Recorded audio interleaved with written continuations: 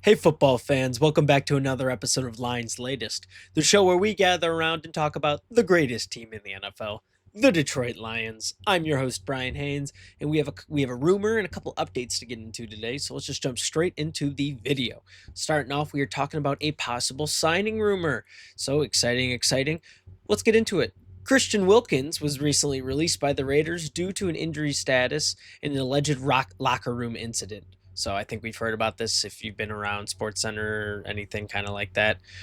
Wilkins suffered a Jones fracture in Week 5 of the 2024 season and required surgery. He remained sidelined and was placed on injury reserve, landing on the physically unable to perform list entering training camp. The Raiders believed that he needed a surgery, which they weren't really happy about. But Wilkins declined, opting instead for continued rehabilitation based on multiple medical opinions. Because of this disagreement and the lack of clarity around his return timeline, the team decided to void the remaining $35.2 million in guarantees in his contract and released him as a terminated vested veteran. Beyond the medical disagreement, there was also alleged something going on in the locker room. He was given a kiss to one of his teammates on the head, and he claimed that it was playful and wasn't supposed to be like serious at all.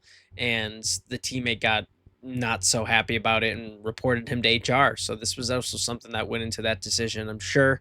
So the Lions need depth at defensive tackle since Levi Onwuzurike went out for the rest of the season. Ali McNeil's not supposed to be back until October or November, you know, and we're really putting it down on a rookie and DJ Reader. So I think this wouldn't be a terrible signing. Let's be honest. Wilkins is only 28. He hasn't really slowed down. Last season he played, he had 9 sacks. He's a good player. He probably wants a multi-million or multi-year deal though, and which is kind of an issue for us right now because of how many defensive tackles we have. I mean, it could be good because DJ Reader's at the end of his contract, but I mean, looking at it, we could maybe pay him 22 million over the course of 2 years, or something we'd probably more realistically want is a $1 million or is a one deal worth 12 to 16 million dollars. It's an incentive based deal. It's got low guarantees and injury protection, and it makes the most sense if we really do want to end up pursuing him. I would say if he rebounds, Detroit's get a really dominant, cheap defensive tackle here. And if not, we can move on without much dead money in that cap. My big worries are this: will he take a pay cut? Is he going to need more recovery time than we're going to be wanting to give, right? And is this locker room thing going to be an incident in the locker room? Because we know how much Dan Campbell protects that kind of culture in the locker room. So I don't, that might have something to go into it too. I'm not really sure about this one. Would it be good to have another defensive tackle, especially someone like Wilkins? Yeah, absolutely. Especially with the position we're in right now, it would be really good to have him for the beginning of the season. Then we can get that rotational defensive line going. But at the same time, I feel like the risk here, there's a little more risk. It's the injury I'm really worried about. The locker room thing, whatever. I don't know. I wasn't there. But the injury thing is what worries me. Is he gonna be out for 3 quarters of this season? We're, using some of our cap space to pay the guy? I don't know. That to me is a little scary. I think overall we could probably find better options. Maybe we just wait until Ali McNeil is back, and then we have those 3 guys to kind of go back and forth between, and we have our defensive tackle guys like the next man up mentality still. I'm not sure what we do here, right? I'm not really sure, but I think this could definitely be a worthwhile investment if we know when he's going to be back. I think that's the big thing to look at. But you guys let me know down below in the comments, is this even worth pursuing? Is this worth looking at, or am I just wasting my breath talking about it? Just a rumor I thought you guys would be interested in, but we're going to move on to our second topic today, where we are talking about the new Hutch rule. So this got me pretty fired up, guys. Hutch is back to 100%. How do we know? The Hutch rule has been in place for these training camp practices. According to the Lions official website, Hutchinson has been so good in practice that Coach Dan Campbell has implemented the Hutch rule. The Hutch rule is when Hutchinson beats his lineman and registers a hypothetical sack on the play, the coaches just ignore it and let the play continue instead so the offense can get work in. So if they blew the plays dead because Hutchinson, every time Hutch got into the backfield, the Lions wouldn't get very much of anything accomplished. For example, during a situational drill this week that called for the Lions offense to score quickly, everyone ignored a third down sack that Hutch had and just continued to make it go. Campbell said, if you don't block Hutch and he's gonna blow up every practice or every play in practice, then that's not good either, right? So obviously he's got a moving motor right now. He's the reason that they have to put this rule in because He's basically making sure that the offense can't get any practice in during scrimmage. He's just disruptive so much that they're not really getting any real practice in. So they're just like, Hutch, you do your thing, but the offense get the play off so we can actually practice these plays, because Hutch still has to practice, but he's making it impossible for the offense to get anything done. So let's review his injury real quick. When we entered week 6, when he was injured, Hutch led the NFL in sacks at 6.5, QB hits at 14, and pressures at 40, despite the Lions having that early week 5 bye anyways. And his 40 pressures over 5 games were 11 more than the next leading rusher at the time. Hutch's 5 games played were the fewest games played by a team sack leader in NFL history, and his 25% pressure rate ranked number 1 among all pass rushers with 100 pass rushes. So we've talked about it a bunch on this channel. He was on track to, be a defensive star, the best defensive player in football. At the time of his injury, he was the best defensive player in football. And now there was worry, is he going to come back and be a little worse or what? Apparently he's even better. Apparently he's coming back with a vengeance, and that's awesome. The Hutch rule is hilarious. It just means like we have a guy with that much dog in him, that much determination in him, that we have to make rules to, make it easier for the other side of the ball, and that makes me really excited. I can't wait to see what he does. Let me know what you guys think about this. I thought it was just a fun little tidbit I wanted to throw in the video, and it's good to see Hutch is moving at 100%. So we're going to move into our third topic. We are talking about some more games that are coming up this next season, starting off with hosting the Tampa Bay Buccaneers. So this rematch against Tampa is pretty anticipated, if you ask me. After we beat them in the divisional round 2 years ago off of the Derek Barnes interception, the rematch last season was one of the Lions' few losses due to some clock mismanagement and Baker Mayfield just kind of popping off, to be honest. I feel like this game is going to come down a lot to who can pass rush the best, who can get to the quarterback quicker. Tampa's known for its blitzes. They got the guys to do it. Those linebackers and those defensive tackles are absolutely scary. And the Lions have Hutch, right? It's like, well, we have a Hulk. Keep Goff protected. Stop Baker Mayfield's quick game, the quick little out passes, the quick slants. Don't let that happen. Don't let him develop anything longer down the field, and I think we'll be all right. If we can control the clock and the forced turnovers are going to be the number one thing. We will have no problem winning this game. Tampa's O-line last year battled inconsistencies, injuries, and there's not really much word if they're going to be any better this year. I think honestly the Lions got this one in the bag, but I thought the same thing last year. So you never know with Baker Mayfield. I see this one going Lions 27, Bucks 17, maybe 20. But I think the Lions are going to take this game away, guys.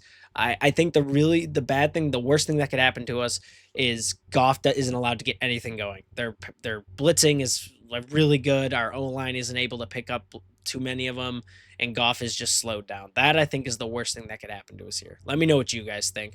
And then next, we are hosting the Vikings. So it's the first meeting with them this season. The next one would be on Christmas, and the Vikings the Vikings and the Lions had a bit of a rivalry going last season. The Lions hold a 5-game winning streak in this rivalry, having swept the Vikings in their most recent matchups, and the Lions will be energized by playing at Ford Field, right? Or back at home after the recent success from the Vikings last time at Ford Field. We're going to have that added confidence going into the game, that hype going into the game. So we have that on our side.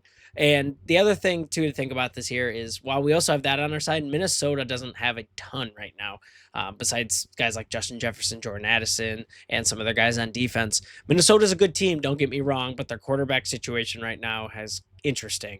J.J. McCarthy was a rookie last year who didn't play because of surgery. Now it's a question of whether or not he'll be good or mid or great. Justin Jefferson is for sure a threat. That's something you always got to keep in mind. But we have Amik Robertson, and Amik Robertson apparently answered that problem in our game in the last regular season game last year. So not a ton of worry there, but it's still Justin Jefferson, so you can't count him out. The only thing the thing that I'm not worried about is Aaron Jones. I think Aaron Jones is kind of getting up there now in age. I think he's still a good back, but I think our run defense is solid. We have a very solid run defense. And if J.J. McCarthy, because he's new and he can't handle the pressure, if they need to start relying more on their run game, I'm not too worried that Aaron Jones is going to just start averaging 10 yards a carry. You feel me? So if they have to start relying on him heavily and McCarthy doesn't get into a rhythm, I see us just kind of walking away with this one as long as we don't make any stupid mistakes on offense. I see this one being like Lions 21, Vikings 7, 10. a 10, call it 10. I can absolutely see them getting a touchdown when they have those weapons down the field, but I think the Lions are honestly going to hold tall on most defensive stops here. So that's what I think about that. Let me know what you guys think about those two games. Do we think Minnesota is going to be closer? Do we think that the Buccaneers are going to be a nail biter? What are we thinking out in the comments? You guys let me know. We're going to move into our fourth and final topic today, where we are talking about some key updates from Lions training camp. So just a couple topics I wanted to touch on. First of all, there was a surplus of versatility on defense. That makes me excited. We know Terrion Arnold and Ennis Rakestraw have not been practicing because of their injuries, but nickel cornerback Amika Robertson stepped up outside opposite of DJ Reed, and the defense didn't skip a beat, apparently. A good sign that we have a guy like Robertson to step up and be a dog. It's always nice to know, like, okay, well, this guy's out, but we have an absolute legend in the back just ready to go and do his job because he plays hard every single down. Gibbs is also becoming sure-handed. That's something we've been noticing from camp, being more and more as the day goes by as a rusher, but also a passer in this passing game. He's become a great receiver and getting a lot of better at running routes. The big thing with him is moving outside, running routes. So he's getting a lot better at that. Jared Goff obviously is getting the strength, or that not strength but confidence with him now, that little connection besides just hand it off to him. Now he kind of knows Gibbs' his tendencies, his speed when he's passing. It's getting a lot better. That's really good too. Gibbs definitely has all the potential to be a double threat back. Jared Goff has had his fair shares of shots down the field to Williams. One of those apparently has not connected in a while though, which is kind of an issue. But surely one or two hit every now and again, and Goff does it at least once a training camp. There's still a month to go to fine-tune that kind of timing and connection, so I'm not too worried. But Williams was tied for the NFL lead last year. Yep, with 50-plus yard completions, with 50-plus yard completions and 4 50-plus yard touchdown catches. Sorry, a bit of a tongue twister there, but he's the weapon, right? He's like the guy who is going to go and do stuff like that. Goff just needs to dial it in a little more, and I'm sure once it's game time, they'll both play so much better because that's just what happens. The first team offense and defense have also been practicing red zone plays a lot. That's been a huge focus in camp, making sure that both sides know what to do when it comes down to those crunch time moments. And there was some really competitive work. The defense won the first series of this scrimmage and with a 3-and-out, and the offense then punched into the red zone on the second position and on a 4th down touchdown pass. So, Dan Campbell mentality going forward, that hasn't changed at all. So I like that too, making sure that we're nailing down our red zone work, because that can be really the decider of games. Either we need to get in and there's like 10 seconds on the clock, so knowing how to get in and not, force a turnover or run out of time. And then also defensively, making that stop late in the game can be the decider in huge games that will mean a lot this year, because I don't think we're going to go crazy and just win straight out or right out. That's good. And then finally, University of Michigan legend and Heisman Trophy winner Desmond Howard was checking out the Lions practice on Wednesday as Hutchinson was heading into the building after practice. He spotted Howard, ran over, and they started chopping it up, exchanging words, all that good stuff. So good to see that they got some older guys coming back and saying hi to the guys, especially Hutch, Michigan alum. It was a good time, but practice has been good, it seems. It's been looking good for players. We're getting better. We're improving on those things that we needed to improve on last year. And with minimal injury, as long as we get the injuries minimal, I think we'll be chilling. But we're out of time today. Thank you so much for watching this episode of Lions Latest. If you made it to this point in the video, let me know what you guys think about this possible pickup rumor, as well as what you think about the game predictions I had. I want to know what you guys have to say. I really do appreciate when you comment. Speaking of commenting, make sure you like, comment, and subscribe. Turn on that bell so you never miss a notification. Enjoy the rest of your day, and I will see you in the next video.